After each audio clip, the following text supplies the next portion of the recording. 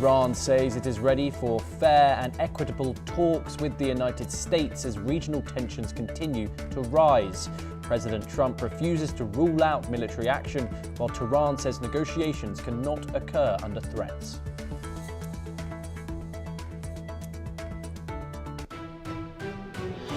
Washington approves $6.67 billion in arms sales to Israel amid a fragile Gaza ceasefire. The package includes 30 Apache helicopters and infantry assault vehicles, according to the State Department.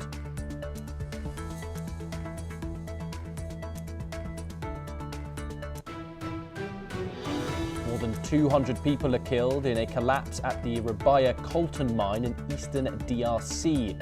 The site produces about 15% of the world's coltan and has been under M23 rebel control since 2024.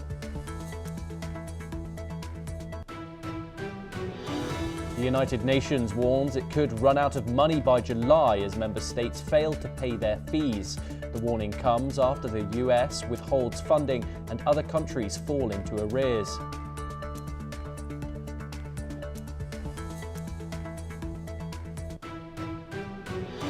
China conducts naval and air patrols around Scarborough Shoal in the South China Sea.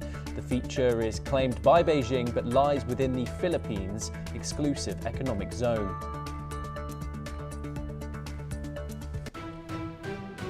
A draft indictment that was never brought against Jeffrey Epstein reveals allegations of a conspiracy to procure girls under the age of 18 between the years of 2001 and 2005.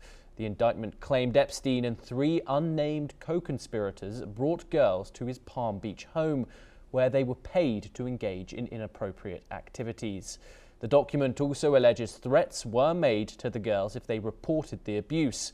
Instead of moving forward with the indictment, prosecutors reached a controversial non-prosecution agreement in 2007, which allowed Epstein to serve just 13 months in state prison on related charges.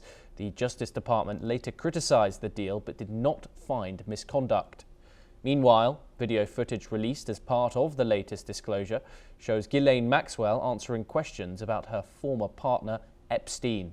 While asked about whether Epstein had a scheme to recruit underage girls for massages, she answers that she knows about no such scheme. Joining us now is Andrew K.P. Leung to discuss this. He's a China strategist and he joins us live from Hong Kong. Andrew, thank you very much for joining us here on NewsX World.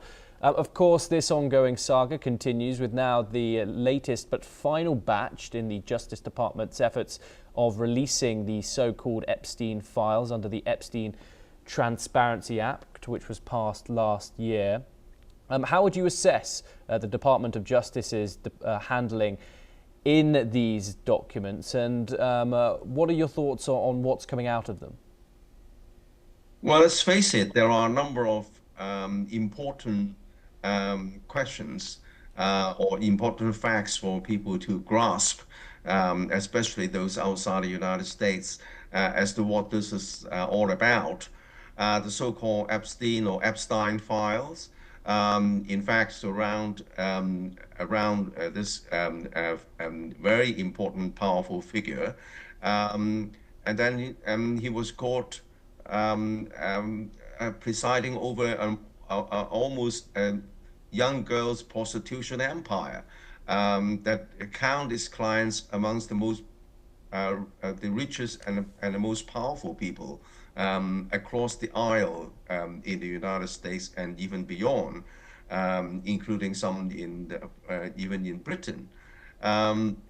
Now, this Epstein guy died, was caught and was charged, but he died suddenly in prison in 2019.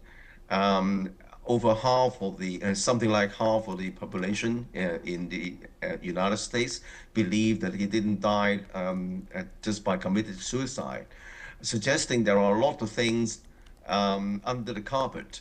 But since he died, the charges against him under U.S. law were dropped. But why this continuing release of the files.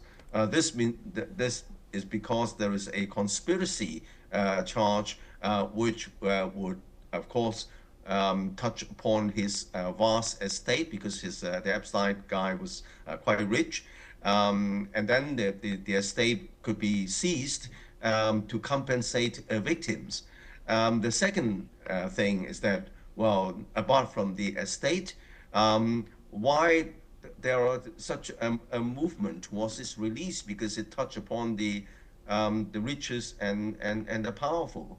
Obviously, since there were circumstances surrounding his death, the same kind of forces would stop his release. But why is there such a momentum towards releasing something like 3 million pages? This is because I think that because they engulf so many figures, richest and powerful, including those in the financial world. And then you touch on both sides of the aisle as the midterm elections are coming up. Both camps think that by releasing those the dossier, it could hurt the supporters of his opponents.